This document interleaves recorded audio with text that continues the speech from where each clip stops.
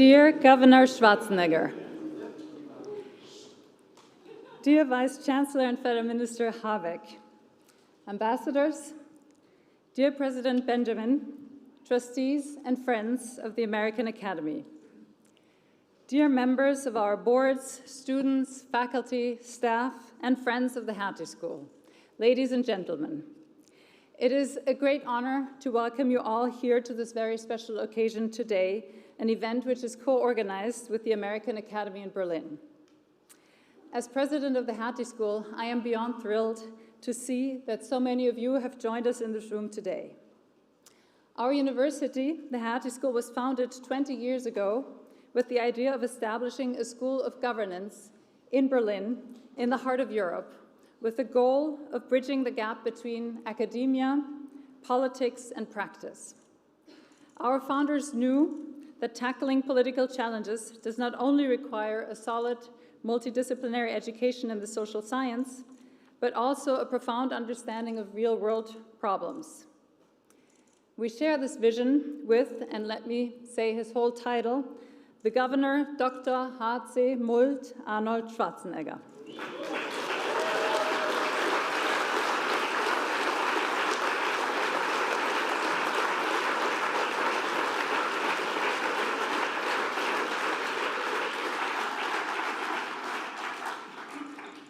At the Schwarzenegger Institute for State and Global Policy at the University of Southern California, talented researchers and future leaders come together to work on policy solutions that will have a real-world impact. Our collaboration dates back to the International Energy Forum created almost 20 years ago in 2015 under the leadership of Helmut Ernhayer, who's in the room today, our past president.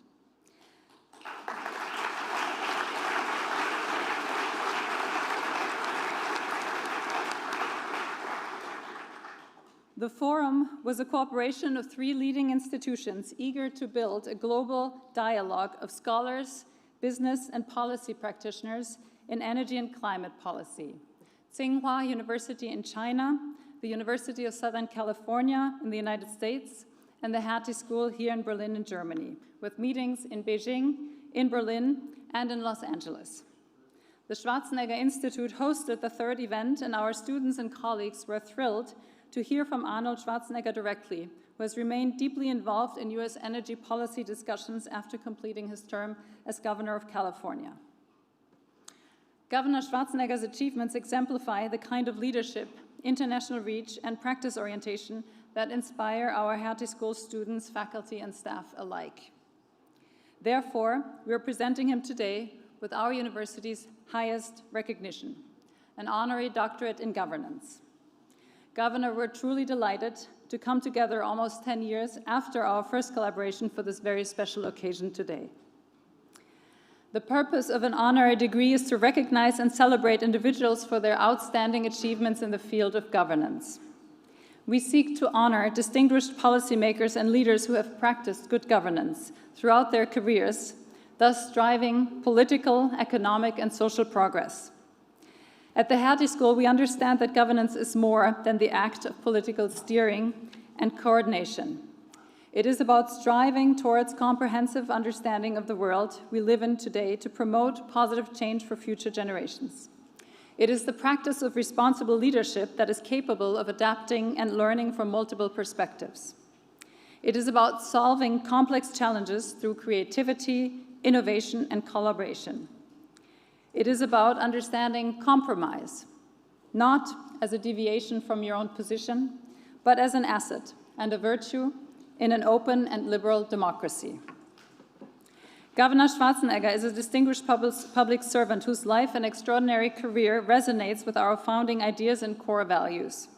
He has established careers in public administration, business, civil society, and the arts, and made impressive contributions to all of these sectors. I could now list all of his biggest successes, from being a legendary bodybuilder and world-famous movie star to his rise from an Austrian immigrant who barely spoke the English language to becoming the Governor of California. But let me add that I believe you have helped reestablish the underappreciated beauty of a Germanic accent in the English language, and I'd also like to thank you for it.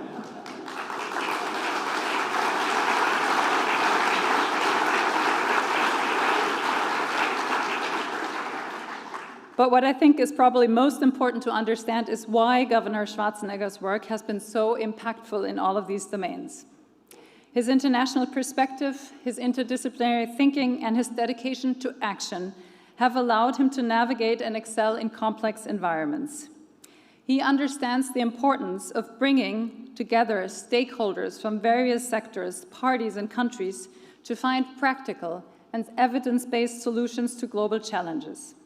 Whether in state governance, global climate leadership, or entrepreneurial ventures, Governor Schwarzenegger has constantly demonstrated an ability to build bridges and to focus on what works based on data, outcome, and real-world impact. He does not like being called a self-made man because he understands that reaching ambitious goals does not only take the willingness to put in the hard work, but also a community that lifts each other up and that is receptive to new ideas. Governor Schwarzenegger, your life's work is a powerful reminder that each of us have the ability and the responsibility to find our purpose and place in this world and to put all our energy behind it so we can tackle the most pressing challenges of our times. Now it is my great pleasure to introduce a speaker who perfectly embodies just these spirits of leadership, dedication, and forward-thinking governance that we celebrate today. We are deeply honored that Germany's Vice-Chancellor and Federal Minister for Economic Affairs and Climate Action, Dr. Robert Habeck, has joined us here today to deliver the laudatory address for Governor Arnold Schwarzenegger. His leadership in public service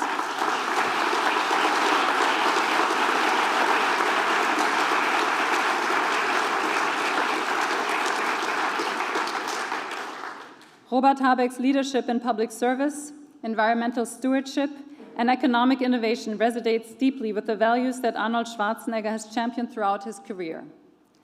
A former co-leader of the German Green Party and now a key figure in shaping Germany's energy transition, the federal minister has been at the forefront of efforts to combat climate change and promote sustainability on a global scale.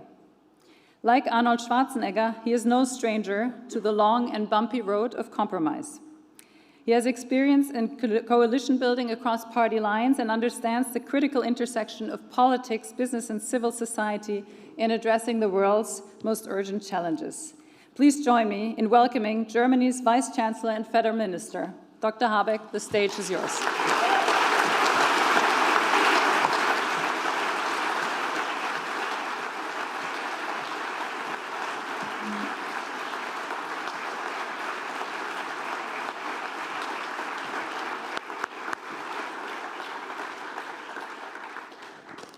Ladies and gentlemen, Mrs. Wolf, dear Arnold, thank you for letting me do this. It's really a pleasure and a great honor, and thank you everyone for showing up and coming around. And before I deliver a formal speech, which the occasion demands, let me start with a brief anecdote just happening 5 minutes ago when we were standing and gathering for this occasion. We were standing there, Arnold Schwarzenegger, Mrs. Wolf, and me, and we discussed how we are doing things on stage. And Arnold said, well, Ms. Wolf, you decide, you are the boss, or maybe not. And I think that is telling a long story in short, that not formality and doing the things always the right way, the expected way, brought Arnold Schwarzenegger to this extraordinary career and made him this extraordinary man and politician. So, ladies and gentlemen, as I just tried to summarize and pointed out, there are life stories we admire. And we admire them not because they run straight, but because they testify to detours, to challenges, new beginnings, getting back up, and reinventing oneself. That is your life story, Arnold. Your life story is one of those. Anyone who grows up in a small village in Austria and then becomes the governor of California knows what it means to shift perspectives and embrace change. This has led to a life story that, at first glance, holds many surprises and contradictions. As governor, as one of the largest economies of the world, which California is, you cannot connect economic growth and environmental protection. You especially focused on and successfully pushed forward renewable energies and lowering car exhaust fumes, when we just met in my ministry and talked a little bit about that, how that happened, what made you a climate activist, a politician pushing climate action forward, you explained to me it was the wish to get something done. And then you met some Democrats actually in the administration of California and maybe in the administration of other countries, and you invited them to your leading staff and you learned from them, and that made you a better politician. That the decency in this little story is remarkable. Then another contradiction, seems like a contradiction. 7-time winner of Mr. Olympia title is a vegan and campaigned for his fellow Americans to get vaccinated. And the answer why this happened is that freedom to you is always associated with consideration for those who are weaker. And because freedom always means obligations and also responsibilities as well. As a longtime Republican and, as the polls say, still the most popular Republican according to the polls, you supported a Democratic candidate and you wished Kamala Harris in this election luck. This is because you can decide between political positions and ideologies and what people say. You judge people and not only programs. You are on screen, or have been on screen, Conan the Destroyer. But by person,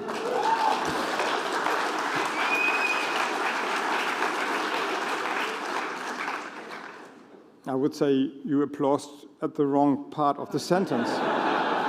So let's do it again. On screen, you are Conan the Destroyer, but by person, as a citizen and as a politician, you stand for decency and compromise.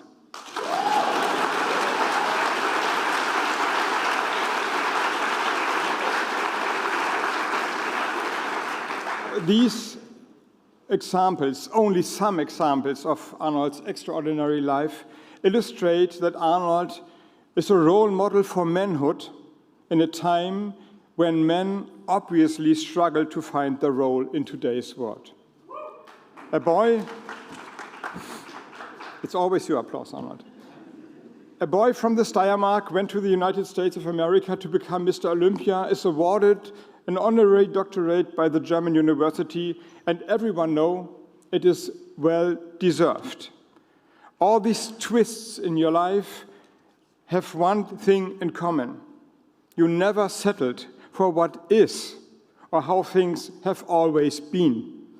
You were guided by what is right and necessary, engaging with those who needed to be spoken to in order to get things done. That quality is more important today than ever.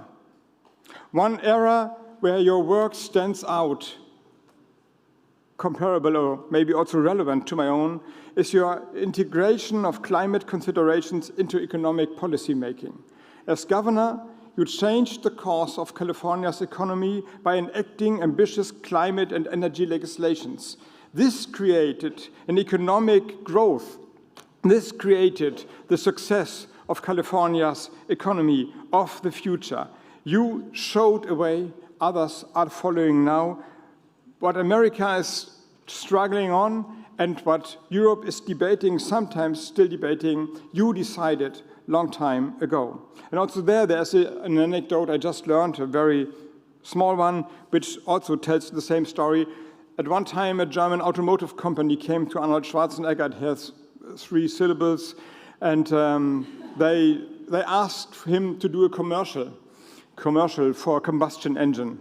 And he said, "No way. Go away and come back when you have an electric vehicle, then I do a commercial." So there was always a commitment to what is right, or actually what is the future. You achieved by this earning respect from both sides of the political spectrum, prioritizing solutions over partisanship.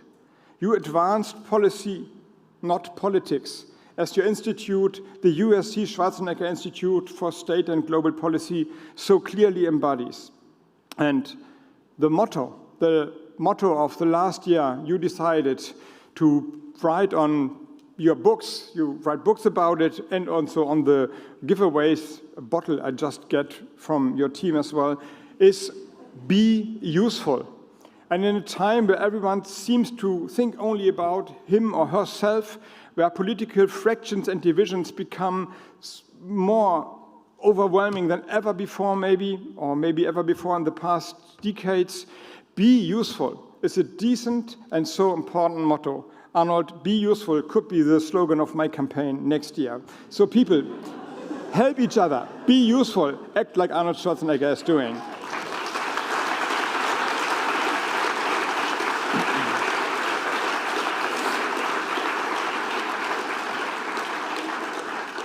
Your work and life serve as an inspiration to public policy students.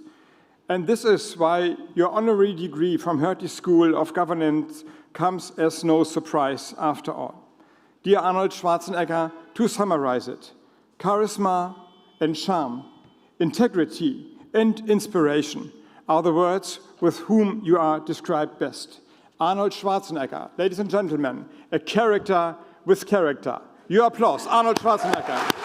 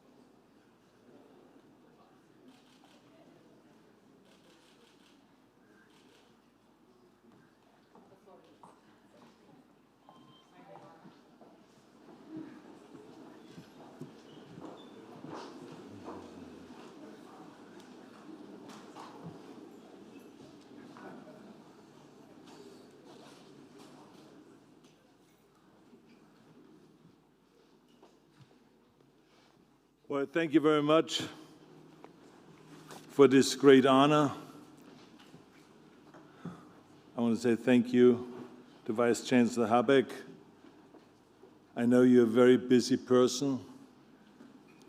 There are endless amount of challenges in every country in the world, especially when you deal with the economy and combine it with the environment. That's a big challenge. So thank you very much for taking out the time to meet with me today, to talk about very interesting things like the economy and the environment, and then to come over here and to introduce me. So thank you very much. Let's give a big hand to our Vice-Chancellor.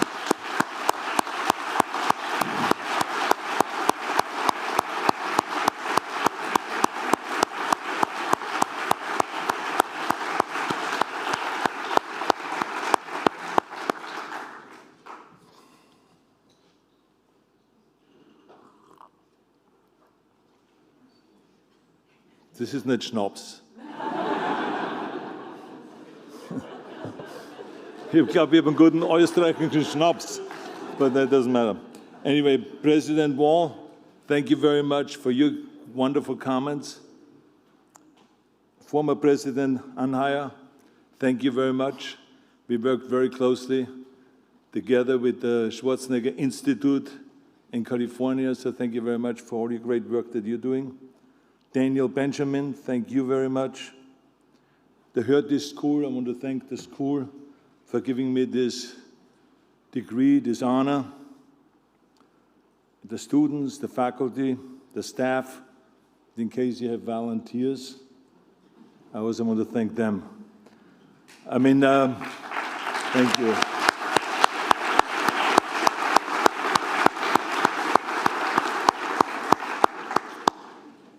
You know, obviously, when you've been around for 77 years, you get a lot of awards.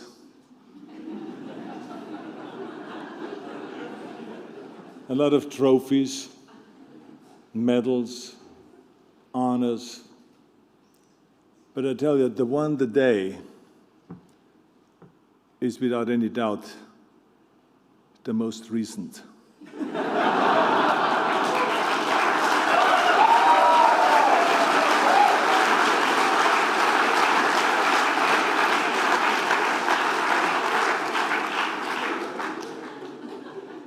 My mentor, Milton Berle,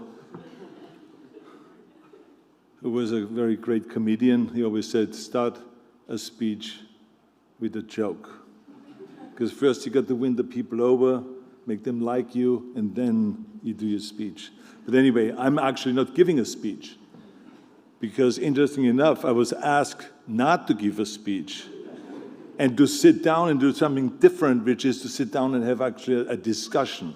A Q&A, they call it, or fireside chat. That's what Jimmy Carter called it. Didn't help him much, but in any case, it was a very, very good idea. So I'm going to do that. I'm going to have the chat, but I just want to start saying this to you. And that is that I am so happy that when I grew up, I had mentors that were teaching me about giving something back. Mentors that were telling me and making it clear that I was not created by myself. First, I was created by God, and then I was taught everything by my parents, by the teachers, the coaches, and they made me aware of how many people there are that help you. And the more I thought about that, it took years to think about that and to digest that. But the more I thought about it, the more I started giving back. And this is why when I wrote my book, Be Useful, one of the very important chapters of being successful is to give back. And I think that this is actually the thing that satisfied me the most. It was not winning Mr. Olympia, it was not winning Mr. Universe, or getting the star on Hollywood Boulevard, or my footprints and my handprints on Hollywood Boulevard. Making millions of dollars, that is not really what made me the happiest. What made me the happiest was to give something back. And I remember so vividly when I was asked to be the trainer for the Special Olympians in Wisconsin. I had no idea about Special Olympics. They told me these were people that were intellectually challenged. Would I want to come up as a bodybuilding expert and show those kids how to train? And I went up there. I don't even know why, but I think maybe that mentor of mine, Freddie Gerstle, had an impact on me to give something back. So I went up there and I worked with the Special Olympians. And after a day of training with them, I went home that night and I was so happy. I was ecstatic, and I called my assistant and I said to her, I said, you know, I don't understand. I said, I made no money today. There was nothing in there for me, nothing for my career. I said, I was just training Special Olympians. And she said to me, she said, well, maybe that's what made you happy, because you gave something back and you made those kids feel good. And this is when I felt for the first time something very unusual. And since then, I've been addicted to giving back. I started after-school programs for kids that were kind of with parents, where 70% of the parents in America, they both are working. So the kids are floating around after school, and they had nowhere to go. Didn't have any after-school kind of activities, no sports programs, no homework assistance, no tutoring, no nothing. So I created after-school programs and raised millions and millions of dollars. As a matter of fact, we made it even a law in California to put in $500 million into after-school programs. So this is the kind of things. I became the chairman of the President's Council on Physical Fitness and Sports and traveled around all 50 states. Never got paid for it or anything like this, just traveled around and teaching kids how to exercise and how to stay fit. Then eventually I ran for governor, and when I ran for governor, people said to me, "You are insane." Now, I, of course, love that when they say it's impossible or it can't be done. That's why one of the chapters in the book is, don't listen to the naysayers. But they say, this is crazy what you're doing, Arnold. They says, you're making $20, $30 million a movie. You're making 2 movies a year. When you're governor, you get no money. Yeah, $178,000.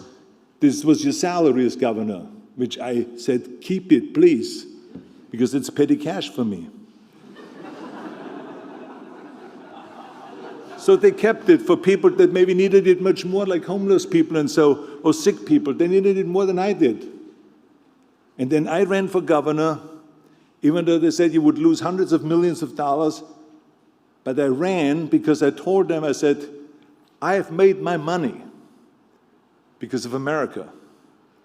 I made and have everything that I have today because of America. My family, my wealth, the fame, the titles, everything because of America. See, America gave me the opportunity, and now it is time when California is in distress and when there's chaos in California, now is the time for me to give something back. You see what I'm saying? And I ran, I painted the vision, what I would do with California. And even though it's a more democratically leaning state, as a Republican won. A lot of people thought they're voting for the Terminator or for Conan the Barbarian. But it didn't matter. I had the votes. And I won. Right?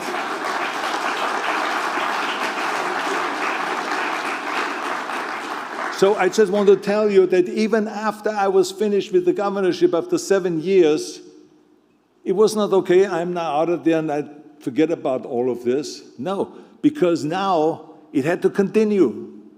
My work on environment, my work on healthcare, my work on education, on the homeless issue, and all of this stuff, I had to continue. So I created the USC Schwarzenegger Institute, which was a partner to the Hertie University, to your school here. And we worked very hard to keep on going and to go and to teach the rest of the United States about environmental issues. That this is the only way to go, not just because of climate change. That's what they always say, which is true, there is climate change. But it is because 7 million people a year die because of pollution. You see what I'm saying? 7 million, they never talk about that. They always say climate change. I say climate change, yeah, that is a problem. I say, but the 7 million people is a real problem. We have to stop this now. And that's why I'm campaigning around the world. We even have a world summit in Vienna, and we have summits all over the world, and I give speeches about that. So the work continues. I make no money from that. I don't even invest in any of this stuff. So there's no conflict of interest. You see what I'm saying? I just want to give back. I want to make this, it's kind of, the world is like the body. The more you train, the more effort you put into it, the healthier you get. The world is the same way. The more we take care of the world, the more we get rid of the pollution, in the better shape the world is going to get, and the healthier everyone is going to get. So this is a mission of mine. So it doesn't stop because I stopped with the governorship. It will never stop. It will never stop until maybe I'm 6 feet under. But right now, I'm 6 feet above, so I'm very happy about that. So this is the way it is. So I just want you to know one of the things here in my speech, and then now we can sit down and you can ask me all kinds of questions. Okay? All right.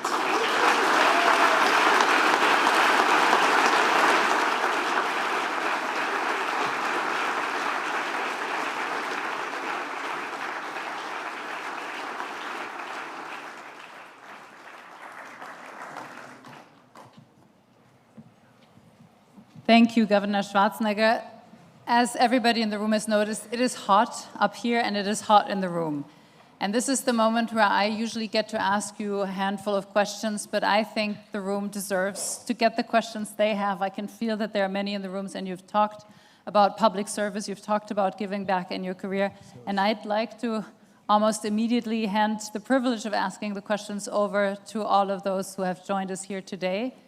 So if somebody has already gotten their question lined up, just raise your hand. So we have a microphone that will come around, and let's take them 2 by 2 maybe, and wherever the microphone is, let's see. Then just whoever is closest to you, you can. Governance post? The governance post? Yeah, or whoever the microphone has, just.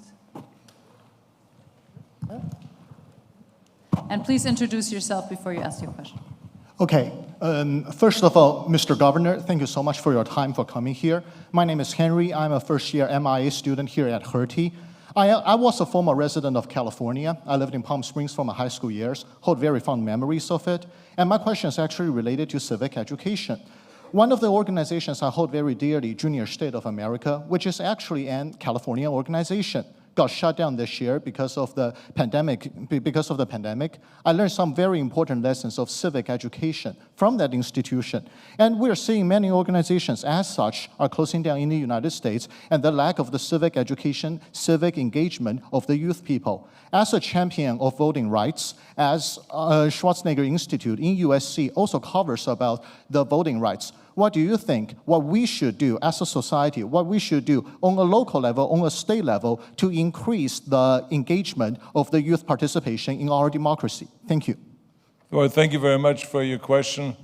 I think it's extremely important if you want anything to be successful, you have to go and make it happen. You can't wait around and let other people do it. I remember when I was in the legislature, when I was a governor, and I was working with the legislators, and I saw that there was a problem that Republicans couldn't really make a decision on things, and Democrats couldn't, or they were scared of a decision, whatever it was that was good for the people. And I realized that it had something to do with redistricting, how the district lines were drawn. So some had districts where there was just Republicans in there, some there were districts where a majority of Democrats were in there. So if a Democrat would go and do something that is in the center, he was taken out by someone that was much more to the left. And if a Republican would go a little bit to the center, then he would be taken out by someone that is much more to the right. So nothing got really done. So then I decided that to do redistricting reform. Now everyone looked at me and says, what the hell are you talking about? What is redistricting? What is gerrymandering? Because there's a system in America that's set up to fix the political system through gerrymandering. So I said, we got to get rid of gerrymandering in California. And you know something, we put it on a ballot, and I campaigned, I raised money for it, we lost. Put it on a ballot again, we campaigned up and down the state, and we lost again. Then the press asked me at the press conference, it says, Governor, don't you get this, the point that the people don't like it? They don't want to deal with it? I said, no. I said, in bodybuilding and in weightlifting, I tried 9 times to bench press 500 pounds. I failed every time. But the 10th time, at the German powerlifting meet. I was like 20 years old. I did it. So I said, to me, there is no such thing as giving up. I will go and I will do it over and over again until we get it done. And sure enough, the third time when it came around, we got it done. And now we have redistricting reform, and now Democrats and Republicans work much better together, even though I'm out of office, so it didn't benefit me. But now, because of that, the Democrats and Republicans work much better together.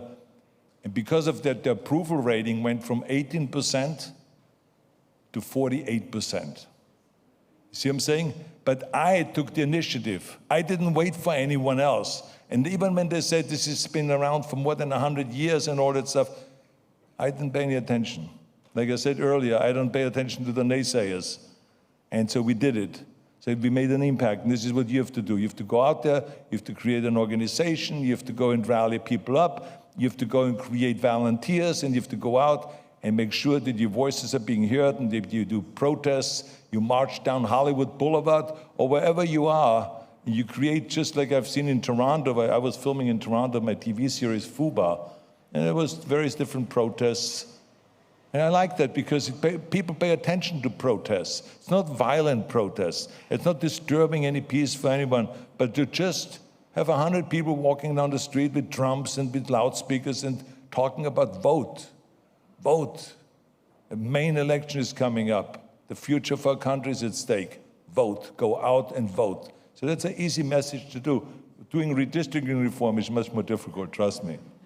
All right?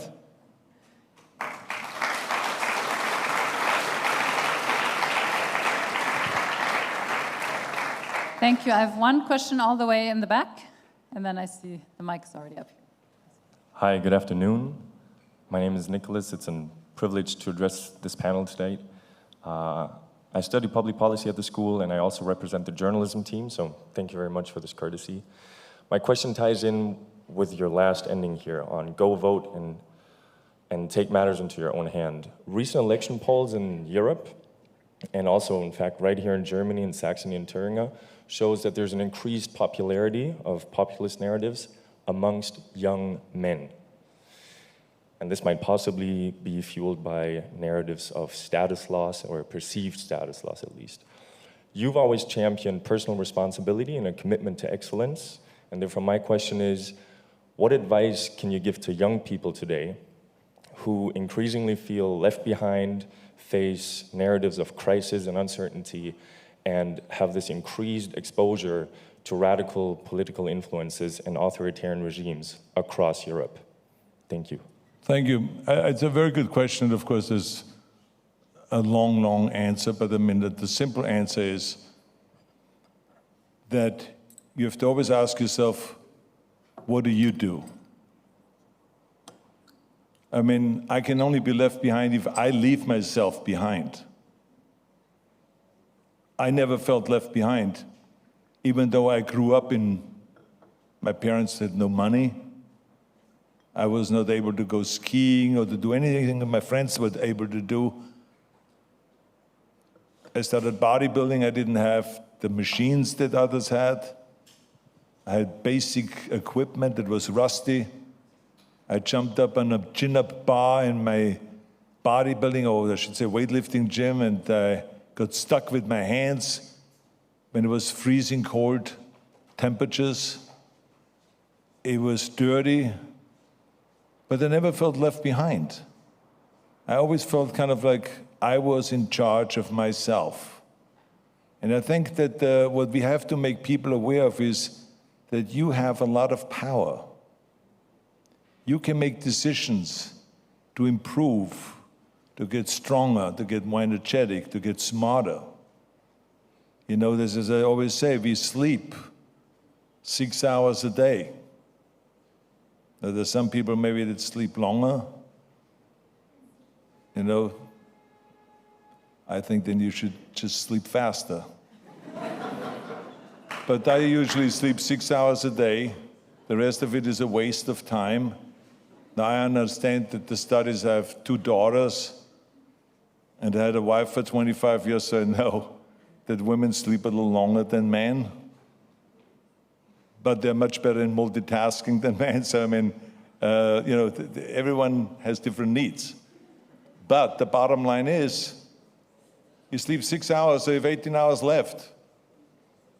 You go to work for 10 hours, now you have 8 hours left to improve yourself, to get stronger, to get smarter, to learn an instrument, to read a book, and all of this stuff. So, I mean, I don't even know how you can be left behind when you work on yourself. I mean, people sometimes are thinking too much about what can others do for you. I'm not one of those people. I see people going to a political convention and they're overweight. And they demanded a sign that government should do health care. So I want to say to that person, what do you do for your health care? You're overweight. What do you do? Before you go somewhere else, we have now through our app, the Pump Club, there was a guy that weighed 400 pounds. Now he weighs 250. Within a few months, he lost 150 pounds. That guy did not ask government for health care. He did not ask anyone else or blame anyone else for leaving him behind in the fitness movement. He woke up one day and says, you know something, and maybe because of our app and because of our fitness letter, we kind of spoke a language that motivated him. Whatever it was, I just mentioned him because I literally just ran into him in the Wiesler Hotel in Graz. There he was with his family, weighing 250 pounds. He used to weigh 400 pounds. So to me, I mean, that's really what is so interesting, is the power that we have over ourselves. Yeah, to me, there's debates today in America about student loans. Who should pay for it? Should students have to pay it off, or should government pay it off, or what? Do you know something? I have a college degree. It took me 8 years to get my college degree. 8 years. Because I was training 5 hours a day. I was working 5, 6, 7 hours a day, construction jobs, and I was going to school, to community college, but I had a student visa, so I had to pay out-of-state tuition. So for every dollar that I paid for my education, right then and there, no loan, I had to work first. I worked, then I paid for it. That's how I moved along. And eventually, after 8 years, I got my degree in business. You see what I'm saying? I didn't wait for government to pay for my education. So I don't know what kids talk about. You know, when you study, you have plenty of time to pay for your education and to go to work. As a waiter or something, they all need work. People all asking, in Germany, in Austria, everywhere I go, in America, they say, we cannot find workers. Imagine if the students would unleash and would go out there and work and then study, because we have 24 hours. So this is just my way of thinking. It's maybe a little radical, I admit it, but it's one way of thinking. Okay, so this just, don't worry about, tell the young kids out there, there's only one that can leave them behind, it's they themselves. All right? Thank you.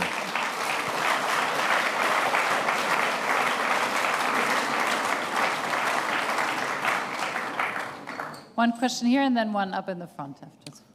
Servus, Herr Governor. I am Ian Nevin. I'm originally from California. I was born in Santa Rosa, born and raised. I lived through the Tubbs Fire and the Kincaid Fire, which were two of the most horrific experiences I've ever gone through in my entire life. And one of the things that you did as governor was, after one of the worst wildfires that California experienced in 2008, is you went around to the communities that were affected and you tried to help people as much as you can. Wildfires are a permanent part of California, and as your resident, I know that you are scared of them. We all are. We might lose our homes, we might lose our families. We don't know exactly what's going to happen.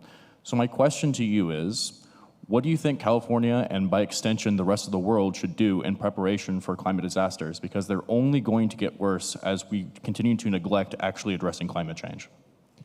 Well, first of all, I already said that we have to get off fossil fuels in order to really kind of reverse that.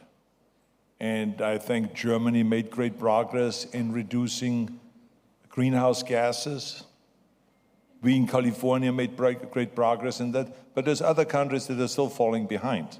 So we just have to inspire them to make sure that they're with the program. And they understand that too many people are dying and there is climate change, and we see it with the weather today, the floods that we see, the violence in the weather, the fires and all of those things. So there's that issue. California is a special issue on top of that. Number one, we don't have always the infrastructure and the kind of equipment to fight those fires. So I laid out, when I was governor, a program to go and to create this kind of equipment over the years. More helicopters, more airplanes to dump fire retardant and dump water and all this stuff, and to be much quicker with our deployment. We sometimes have, when I was governor, one day I went to bed and we had 285 fires in California. So I said, oh my God, 285 fires. When I woke up, we had 2,012 fires. So think about that problem.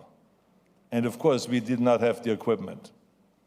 So that's why it was very important to get the equipment as quickly as possible and to be able to fight those fires and to get the manpower, up to the budget for the fire department and all of that stuff. But we in California have an additional problem, and this is our power lines are not buried. So a lot of the fires are started because power lines are coming down and create the fire.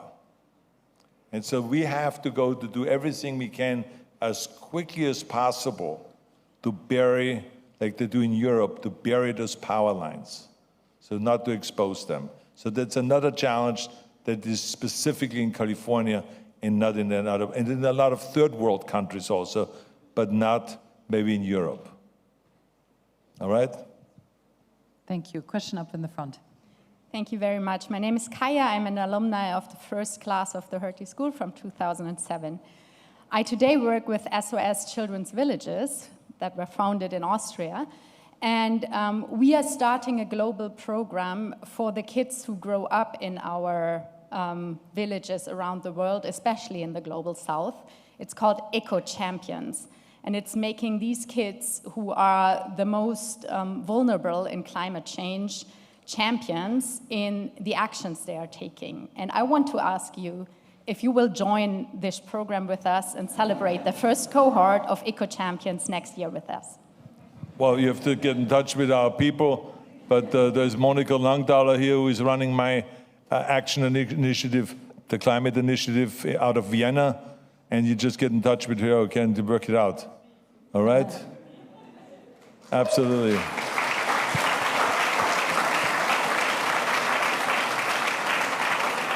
And I'm very happy that you're giving something back to the community. I think it's a very, very good cause. Congratulations.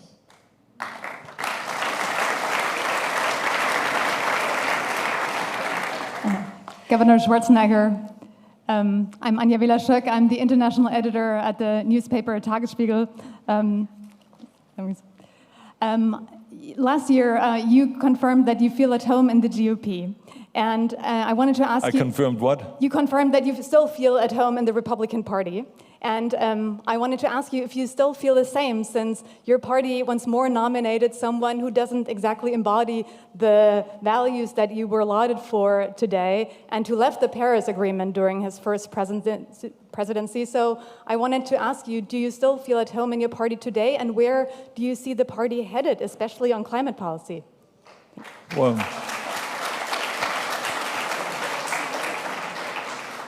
another very good question. But I am a Republican. So it saddens me when I see the party not operating the same way as the traditional Republican Party operated, which was a party that was inclusive. Remember, President Lincoln fought for blacks to have equality and to have the voting rights, all of this stuff that the Democrats in those days voted against, and the Republicans voted for. President Nixon created the EPA, the Environmental Protection Agency, as a Republican in Washington. President Reagan, when he was governor, as a Republican, created the Air Resources Board that I used as governor to my advantage to create policies and let the Air Resources Board follow through with it, so we're creating the kind of lowering of greenhouse gases by 25% and upping our renewable energy from 19% to 50%. So all of this was done with the Republican philosophy. So there are endless amount of examples, way back to Teddy Roosevelt, that put more land aside for conservation as a Republican. So the party went off, and the party is today a little different. But it doesn't mean that I don't feel really comfortable with my Republican philosophy. It's like if you believe in God, then it doesn't really matter what the Catholic Church does, or if there's corruption there, whatever it may be in a religion, you always will believe in God. And so the same is with me. I always will believe in the Republican principles, and I will do everything in my power to bring the party back again where it used to be. That's the bottom line, all right?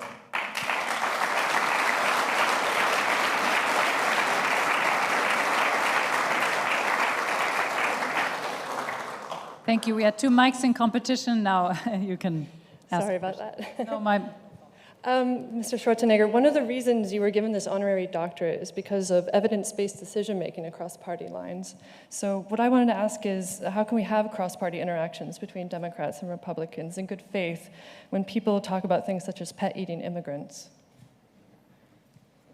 Well, you have to understand that I got my stuff accomplished as governor because I worked together with Democrats and Republicans.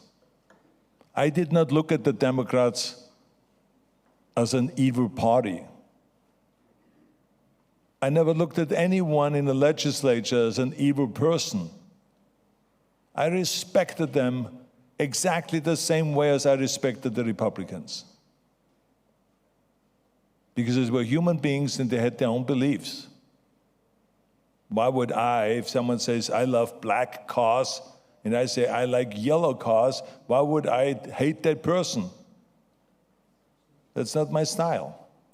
So, I may try a car with different color, but we don't have to fight over it and accuse each other of all kinds of things. So to me, when one person is out there and saying stuff like that about eating animals and all this stuff, it's one person.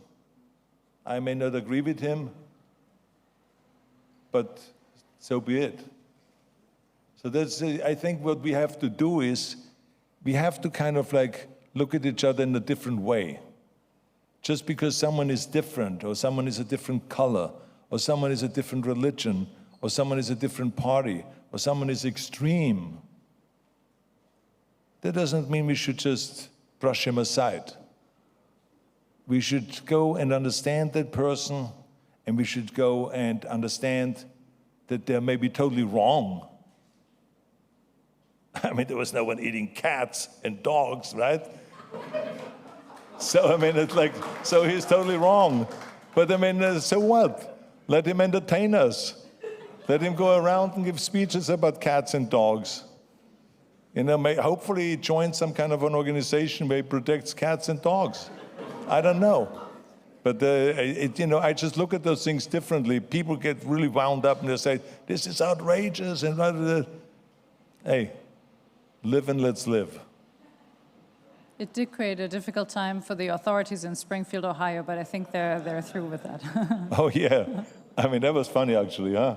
When they asked the authorities in Ohio if, in fact, there were any dogs or cats missing, and they said, no, there was no incident of anyone ever having any animal missing. So I thought that was funny. And but I mean, you can look at things also, you can look at things in a very dramatic way. You can look at things in the sad way. And you can look at it as in a humorous way. I look at it in all three ways when I hear things like that. Thank you. I don't know where the mic is. I see one hand on the left where we haven't been, or my left, your right, all the way this way.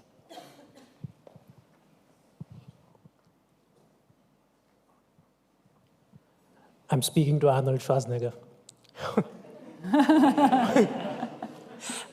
Okay. Where are you from? From India, huge fan, sir.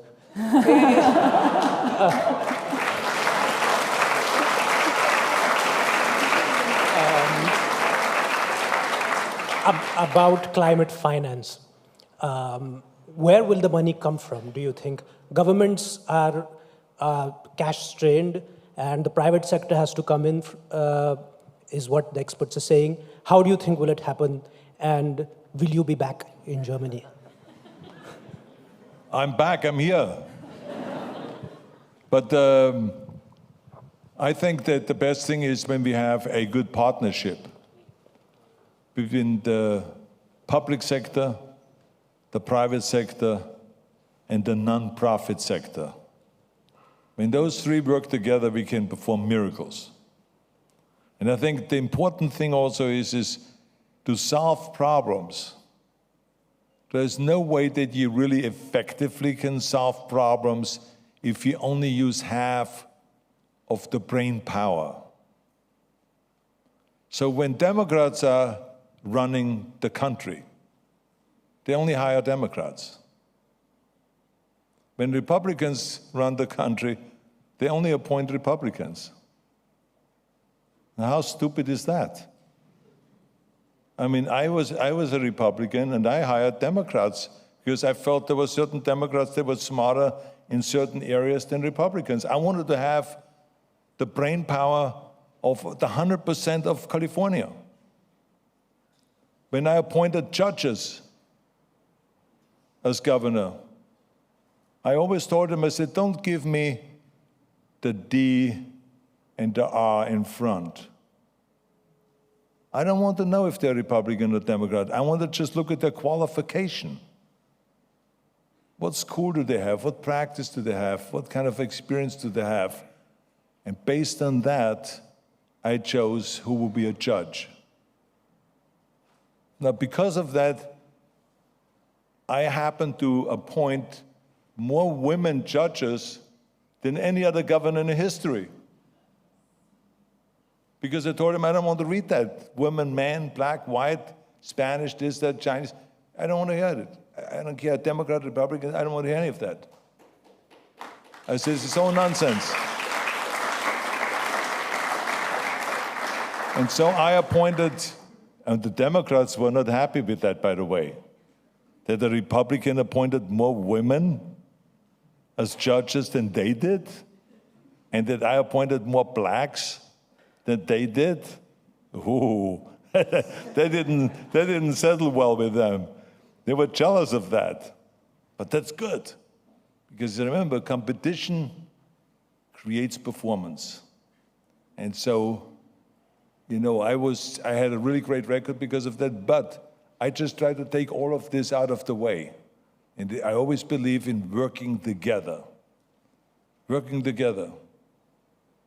That is the most important thing. Because remember, I was married to a Democrat. I mean, think about that. A Republican is marrying a Kennedy. When I married Maria, they said, how could you marry a Democrat? I said, because in bed we don't talk politics. Yeah, I disagreed with her on a lot of things, and she disagreed with me on a lot of things, but we loved each other. We had a strong love for one another, and even today, even though we are divorced, But we have a strong love for each other and an unbelievable respect. And we are so proud the way we raised our kids. We never fought about raising the kids because it was understood that I was the one with the discipline. So I took care of the discipline. They get up on time, that they wash their own clothes, that they wash the sheets in the bed, that they scrub their own shower. And all of that stuff I was in charge of, that they take them skiing, that there will be no hot chocolate after 2 runs. We were grinding it out for 3 hours straight, up and down, up and down. And they were complaining and they were crying, but the day they thanked me. Thank you, Dad, yet you made us ski hours after hours after hours. The day they thanked me. But so what I'm saying is that we raised our kids unbelievable. Some of them are Republicans, they're voting Republicans, they say it openly at home, and some of them vote Democrat. So that's what it is. But it's just, I think that's the key thing, is not to look at the other side or someone that just thinks differently, that they're always bad. They're not. They can be good people, but they just think differently than you do. That's it.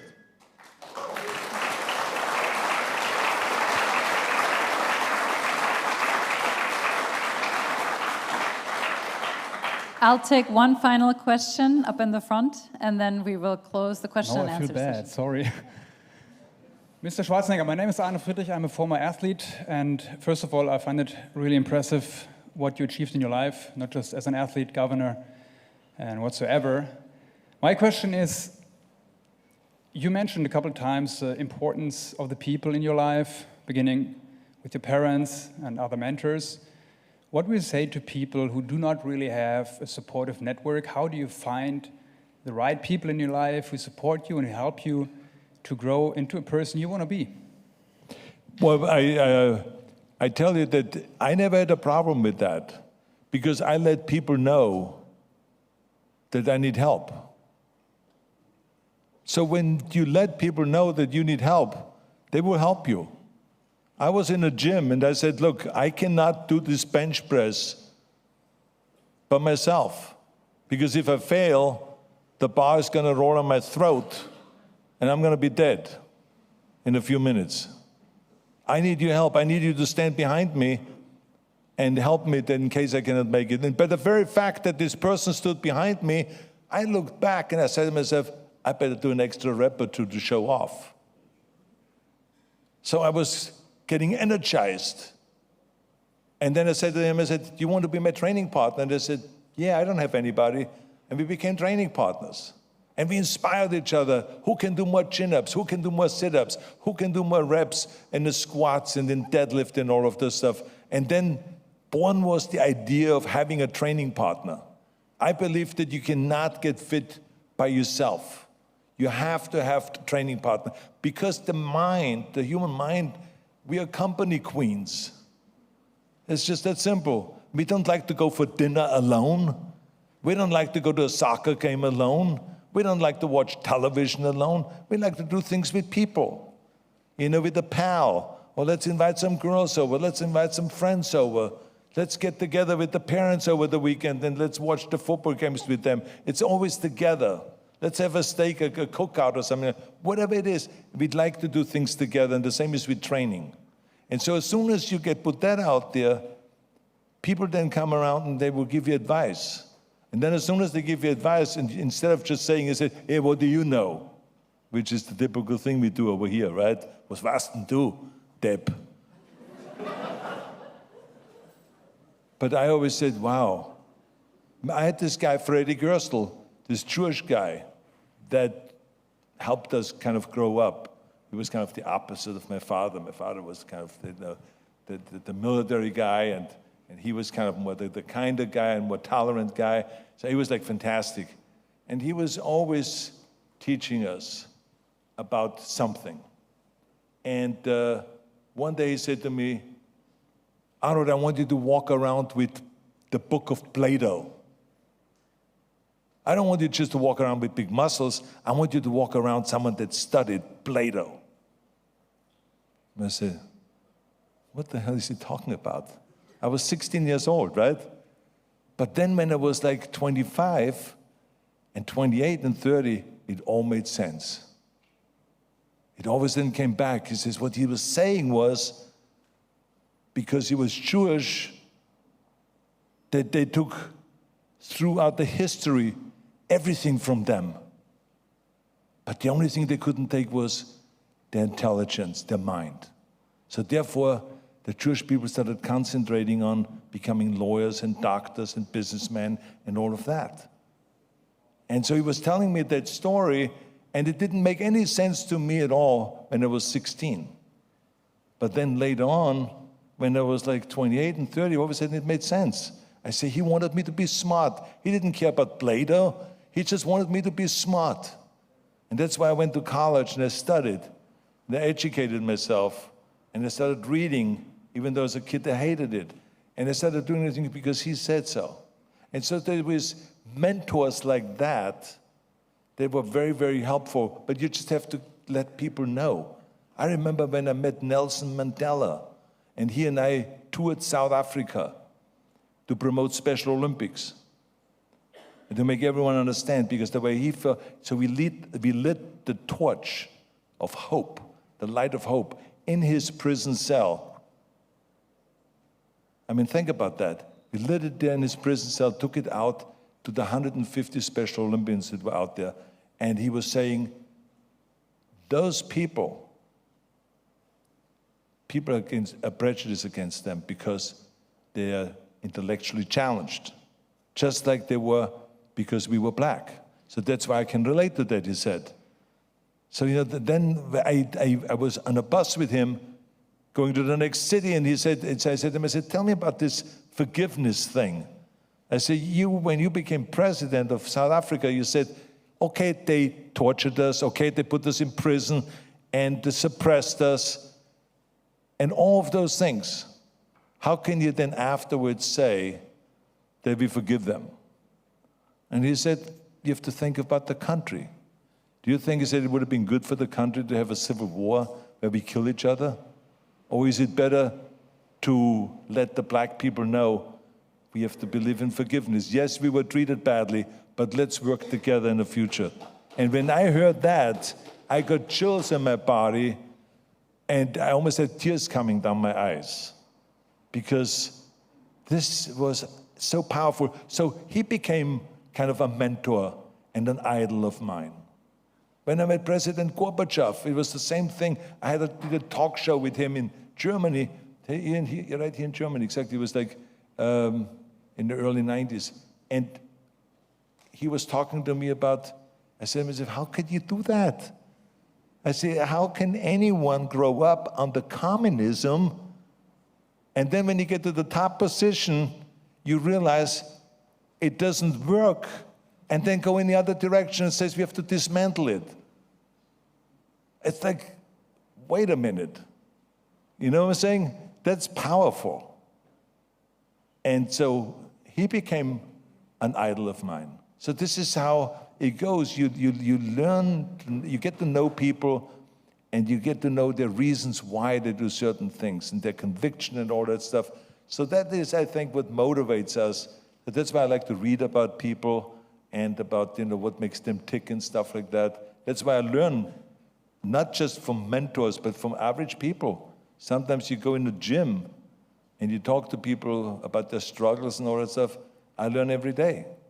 So I think that's the key thing, is when you ask me about how do you find a mentor or idol, so people that can help you, that's how I did it. Thank you so much.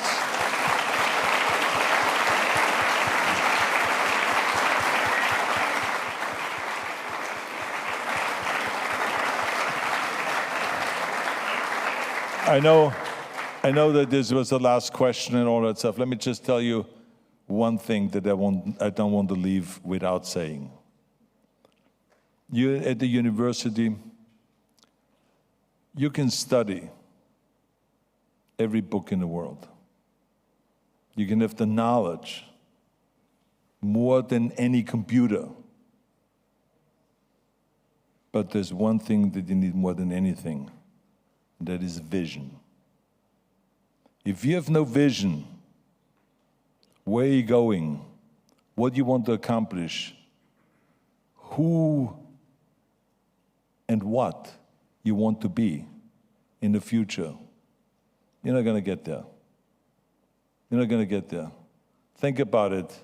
You can have the best airplane in the world, but if the pilot does not know where to go, eventually it's going to crash. And that's exactly what happens to people's lives. They crash. They get depressed. They have to take pills. And all of those things because they don't know where to go. They don't know what their vision is, what their future is, what they want to accomplish. It is so wonderful when you know where you want to go. I tell you, when I was 15 years old, I had a very clear picture of becoming Mr. Universe. Now, this is a huge goal for a 15-year-old Austrian. Austria has never had anyone that became Mr. Universe. So it was an impossible dream. But I had a very clear vision. I remember Reg Park, who was a Mr. Universe in 1951 and in 1959, or 1958 and in 65. He won 3 times Mr. Universe.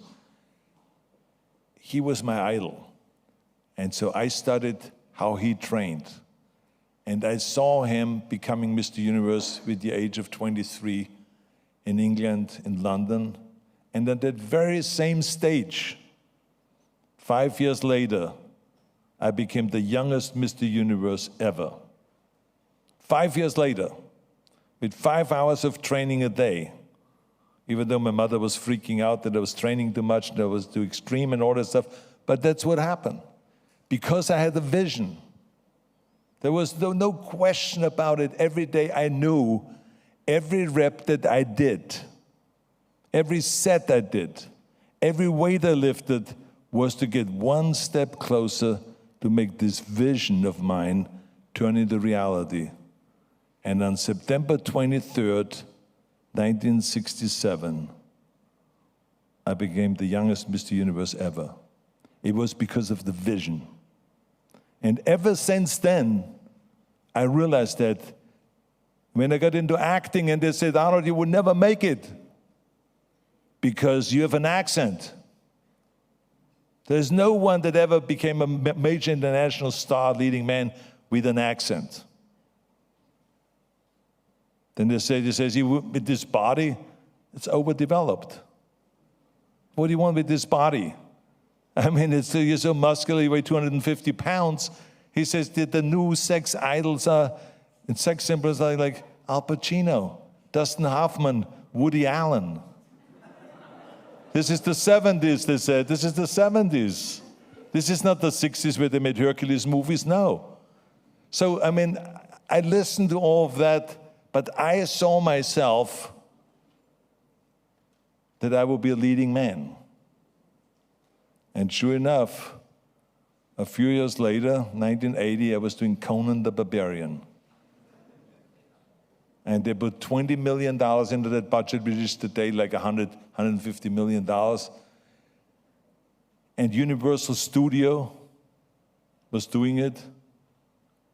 Dino De Laurentiis, one of the most incredible producers, produced it. And he was very funny, Dino, because he had this Italian accent. Schwarzenegger, are you a Conan? So this is how I would talk. When I said to him, I said, Dino, what is the secret to success? He says, in Italy we have the 3 C's. A cavallo, cuore, di coglione. So he would talk like that. Very funny guy. But anyway, I learned a lot. He was one of my mentors also, may I remind you. But anyway, so this is the bottom line. I mean, I had a very clear vision, and sure enough, it worked out. And the same thing was when I was running for governor. When they said it's impossible and all this, I had a clear vision of what I wanted to do with the state. And because I had this clear vision, I was able, without a speech, no speech written down. Yeah, I gave speeches written down because there were certain things they wanted me to say, but I mean, the real thing from the heart, I knew what I wanted to do with California. And I explained that and shared that with the people, went up and down the state, left and right. I gave speeches everywhere. And the people bought in. They said, he knows what he wants to do. I like that. At least we have a direction. This is the direction that we're going to go. So this is the bottom line. So have vision. Have vision. That is the most important thing. Have vision. Thank you very much. Thank you all of you. Thank you.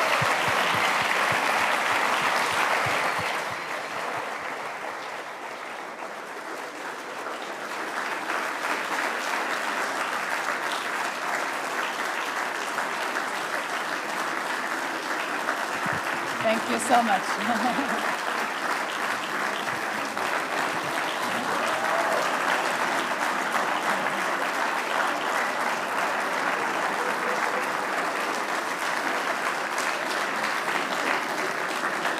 Now, you kindly said that I could give you stage directions, and I would like to ask the Hertie School faculty, because this is an award given by the entire institution. So if you're wearing your scarf, if you're from our boards, please join us on stage so you see the community that has awarded this to you. It's not just me, and we can take a picture, and then you will take some time to walk this way for everybody else to also get a chance to talk to you. Hertie School faculty, boards, please come up, join us on stage, and take your scarf as well. Yes. Thank you. Hey, girls.